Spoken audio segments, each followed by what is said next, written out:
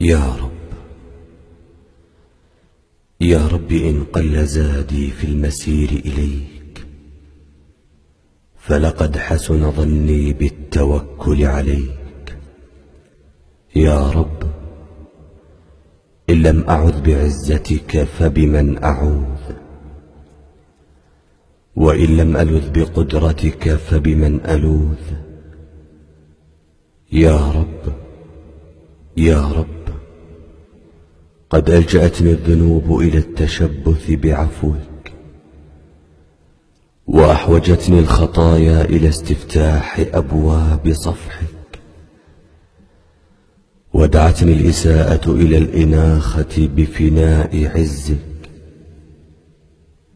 يا رب، حملتني المخافة من نقمتك على التمسك بعروة عطفك، وما حق من اعتصم بحبلك أن يخذل، فلا تخلنا يا رب من حمايتك. يا رب، ذدنا عن موارد الهلكة،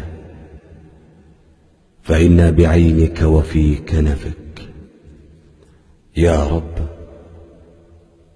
نسألك بأسمائك الحسنى وصفاتك العلى أن تجعل علينا بفضلك ورحمتك واقية تنجينا من الهلكات وتجنبنا من الآفات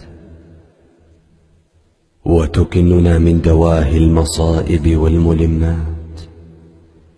يا رب، نسألك أن تنزل علينا من سكينتك،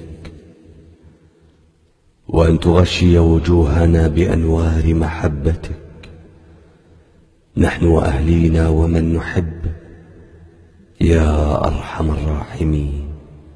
يا رب.